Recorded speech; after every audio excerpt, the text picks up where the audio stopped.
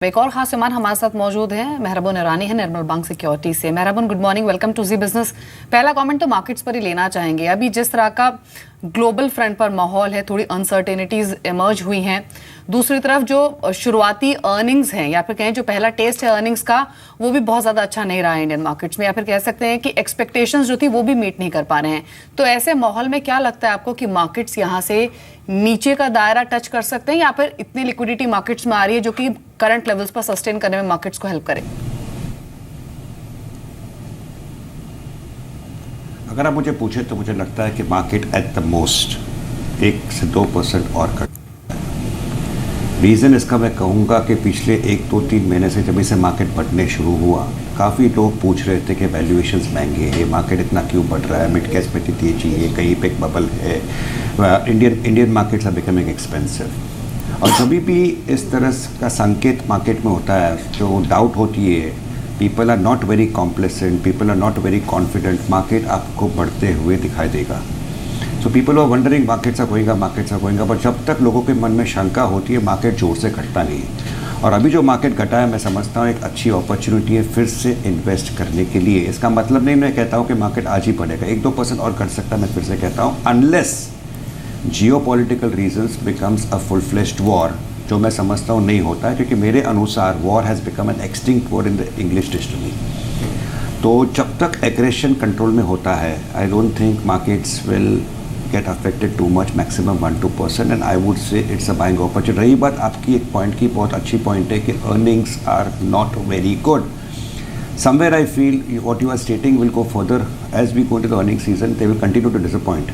लेकिन direction of earnings important है। मैंने 25 साल जो मार्केट में स्पेंड किया, मैं एक ही चीज़ सीखता हूँ कि मार्केट हमेशा डायरेक्शन को इंपॉर्टेंस देती है। अगर डायरेक्शन है कि आपके जून अर्निंग्स, सितंबर earnings will improve, markets will take the poor earnings into its stride and not mind the expensive valuations, क्योंकि मार्केट में लिक्विडिटी बहुत है।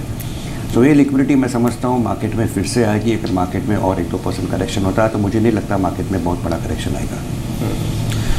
मेहराबून, आपके एक्सपीरियंस का हमको थोड़ा और फ़ायदा चाहिए। ये फ़ायदा इस तौर पे चाहिए कि अगर मेरे को आज ही पोजीशंस लेनी हो, जैसे आप कह रहे हैं कि डायरेक्शनल अप्रोच है और मैं अगले 3-4 महीने के लिए लेना चाहता हूँ, तो आपका कन्विक्शन ज़्यादा स्ट्रॉन्ग कहाँ पर है और किस पर्टिकुलर चीज़ से आपको लग रहा है कि नहीं ठीक है, हो सकता है इस सेगमेंट या सेक्टर ठीक है, लेकिन एक बार भी रुक जाइए, थोड़ी क्लैरिटी आ जाए, कोई वो स्पेस भी है क्या? आई थिंक जो भी स्पेस, जो भी स्टॉक्स लोगों को पसंद थे, I think based on fundamentals, based on future growth, I would से they would be looking a little bit expensive. लेकिन आज को भी अगर आपको लेना है, आप कहते हो भले 2-4% घट जाए शेयर, मेरा फ़र्क नहीं है, I buying for the next 3 to 6 month, जो आपका सवाल है। मैं समझता हूँ कि सेक्टर्स में गवर्नमेंट फोकस रहेगी शुड बी बॉट इनटू। एक है डिजिटल, तो डिजिटल में आई पर्सनली बिलीव सबसे ज़्यादा फ़ायदा स्टरलाइट टेक्नोलॉजीज को होता है, जो आपके चैनल पर कहीं पर 100 रुपये के आसपास मैंने रिकमेंड किया था, अभी 150-140 के आसपास है। I believe this is a 200 रुपये का स्टॉक बिफोर दिसंबर। दूसरा है कि सीमेंट इंडस्ट्री, जो 350 रुपये से मैं दालमिया भारत कहते आ रहा हूँ, अभी 2000 के आसपास है। मेरे को लगता है शेयर 2500 से 3000 का भाव होना चाहिए। तो cement is one sector, digital is one sector. तीसरा सेक्टर अगर आप मुझे पूछे तो एक पेपर इंडस्ट्री है, जहाँ पे paper prices are forming up. Ballarpur के 2 यूनिट अभी भी बंद पड़े हुए, demand is same, demand is good and supply is not there. तो रुचिरा पेपर जो स्टॉक आपके चैनल पर रिकमेंड किया था, आज भी मैं पसंद करता हूँ। और एक कंपनी में ऐड करना चाहूँगा आज, वो है ह्यूमन रिसोर्सेज में, जिसको मैं काफ़ी हाईली रेट करता हूँ, वो है क्वेस्ट कॉप, जो बेंगलोर बेस्ड कंपनी है, जिसकी IPO 1-1.5 साल पहले आई थी। क्वेस्ट कॉप हमें 750 के आसपास पसंद है और मुझे लगता है 1000 रुपीज़ का भाव हो जाएगा।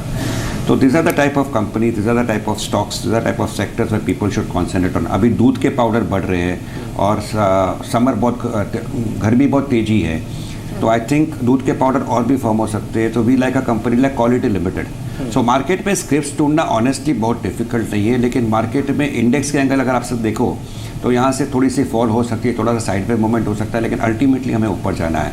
तो I will say again Ruchira paper, Quess Corp, quality limited, Dalmia Bharat, other stocks which we like. Infrastructure में IRB इंफ्रा वी लाइक।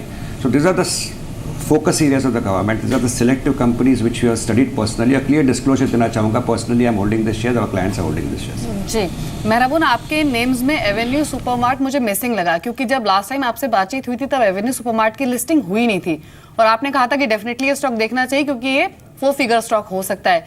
ये व्यू अभी भी मेंटेन है क्या? क्योंकि लिस्टिंग के बाद इसका बिहेवियर आपने देखा, इन स्तरों पर थोड़ा एक्सपेंसिव लग रहा है या फिर यहाँ भी वैल्यू बाय हो सकती है? आई थिंक बहुत अच्छा सवाल है आपका। आज आपने जो वर्ड यूज़ किया expensive, I think the stock is expensive, no doubt about it. लेकिन थोड़े चीज़ ऐसे होते हैं जो एक्सपेंसिव रहते हैं। आप बाज़ार में जाते हो फल ख़रीदने को और फिर भी कहते हो कि मुझे अच्छा सा आपूस दे दो।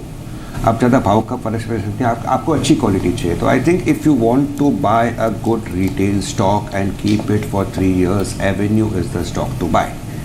ये 700 रुपया, 750 रुपया, 600, 650 हो सकता है, मुझे पता नहीं है, लेकिन ये 1000 रुपीज़ होगा। So I think this is the stock which should be in the investors portfolio. और आज जो इससे इंडियन सेंटीमेंट हो रही है, personally believe discretionary spending is going to increase and people are going to enjoy a better lifestyle, incomes are going up, and in this retail is going to play an important role.